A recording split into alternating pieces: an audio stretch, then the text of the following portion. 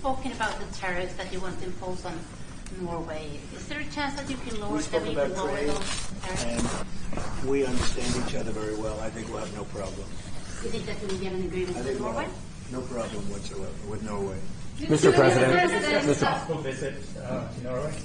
Did you discuss a possible visit for President Trump to Norway? We didn't, but I love it. I mean, I've been there, and it is a beautiful place. I told the president that, he is receiving us early in the term. He's welcome to visit Norway. We would like to have him, and it will be another way of emphasizing this strong friendship. Norway has been a staunch supporter of Ukraine since the Russian invasion in 2022. Has something been discussed here today that may have altered your views on things?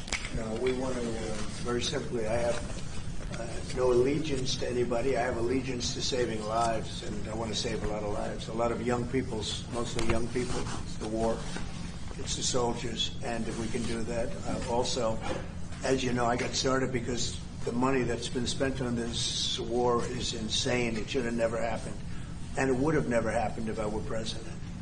But Biden spent $350 billion on this, and it's a shame. And that's what got me involved. And then I looked at, and I see the results. It's horrible. It's a killing field.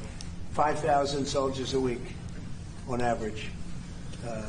And we want to stop that. We both want to stop that for a lot of reasons, but I would say that is my number one reason. Mr. President. Do you think that you will get Russia to accept a deal that also Ukraine and Europe is willing to accept? I think so. I do. I believe they will accept, and I think we're going to get this over with. I hope so, soon. You continue to lack support from NATO allies in your goal of obtaining Greenland. How will you proceed if you don't get that support? Well, Greenland's going to be interesting, but that's for another day. I think we need that for international peace. What are you expecting of your allies? And if you don't have that, I think it's a big threat to our world.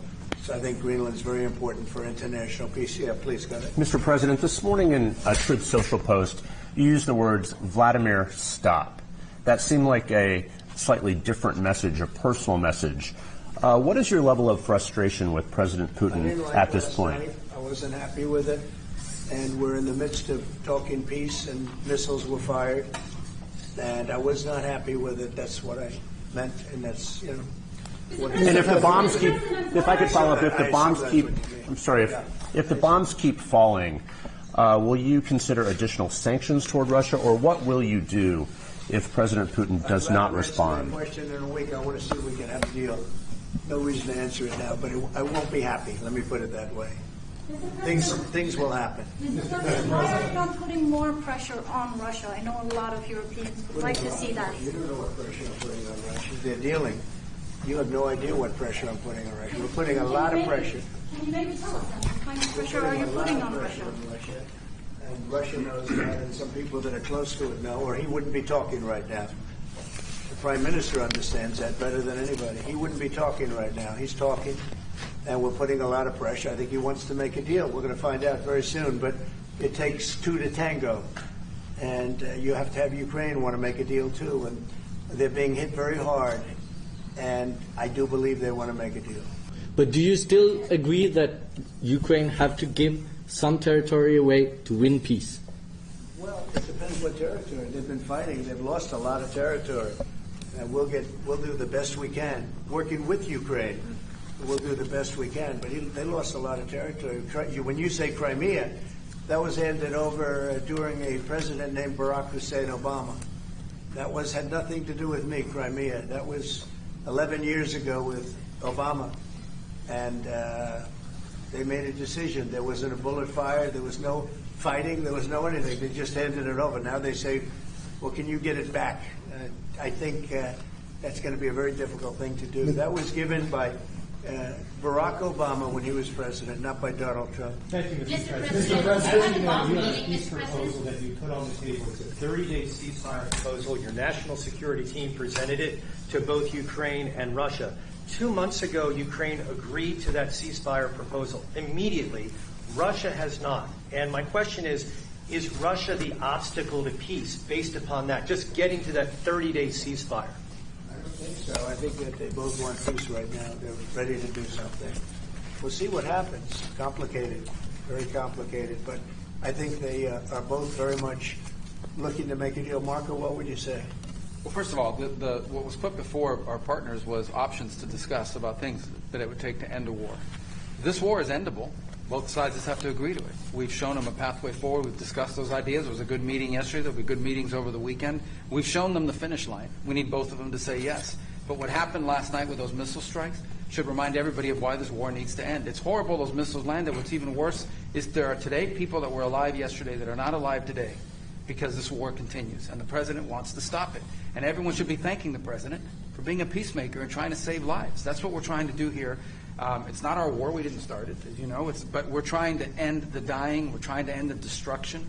And we've shown the path forward. We can see the finish line, but both of them have to get there. We're going to do everything we can to help them get there, but they have to ultimately say yes. Both and of we them. are using a lot of pressure on both. You know, if you think we're just in there because we're nice people, and we are nice people, but we're using a lot of pressure on both. What concessions to the president and to your national security team, what concessions has Russia offered up thus far to get to the point where you're closer to peace? Stopping the war, stopping taking the whole country. Pretty big concession. On the economy, there was a slowdown as it relates to home sales in the month of March, the slowest pace since 2009. Is that an economic indicator, and perhaps the Treasury Secretary can weigh in on this as well, is that an economic indicator that concerns you about the broader U.S. economy? And there are good numbers on housing today, extremely good numbers, and that's despite interest rates, because, you know, if you look at what happened, everyone said, oh, I said I was going to get prices down. I did. Energy just hit $1.98 in a couple of states. It's way down. Energy's down, and we're about $64 a barrel.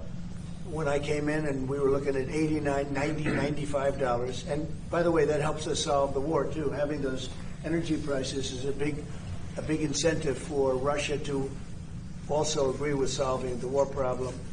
Groceries are down. When I was with you 2 months ago, you were complaining about eggs. I said I just got here. I was here for about a week when the press started saying about eggs have gone through the roof. I said, I just got here. Tell me about eggs. And they haven't. They went through the roof and you couldn't get them. So we just had a big Easter egg hunt at the White House. Thousands and thousands of eggs. And the price was down 87%. So we did a great job. Housing is doing very well. We should lower interest rates. That's the Fed.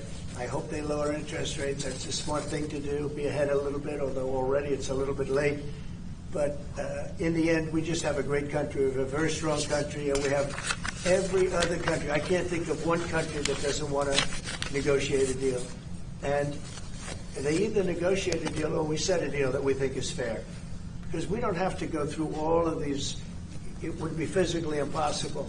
You know, you have so many people that really understand it, which is a very small group of people here. And we are going to, at some point, just set prices for deals. Some will be tariffed. Some treated us very unfairly. They'll be tariffed higher than others. But we've been ripped off for many, many years. The United States has been ripped off like no country probably in the history of the world has been ripped off for 45, 50 years. And countries have gotten rich by doing that with the United States. We've taken care of their militaries, and military is another subject we talk about. We're not going to make that subject to any of the deals, but you know the same countries that I do where we virtually take care of their military and then don't get treated fairly on trade. So the people, and I don't blame those countries, I blame the people that sat at that beautiful desk right behind you, because those people didn't do the job for this country, and they let us lose $4 billion a day on trade. We were losing $4 or $5 billion a day on trade when I got here, and now we're going to be much better than breaking even, and we're going to be making $4 or $5 billion a day on trade. So, I don't blame any country, not the worst of them. We were abused by countries. I blame the President of the United States that happened to be sitting when these deals were made. Disgraceful. When I was here, we had a great 4 years. We had the most successful economy in the history of our country, my first term. And we were very tough on trade. And with China, as you know, they paid hundreds of billions of dollars in tariffs. but nobody else ever did that. China paid not 10 cents to any other president. And but not only China, virtually every country got away with murder. And we just can't let that happen.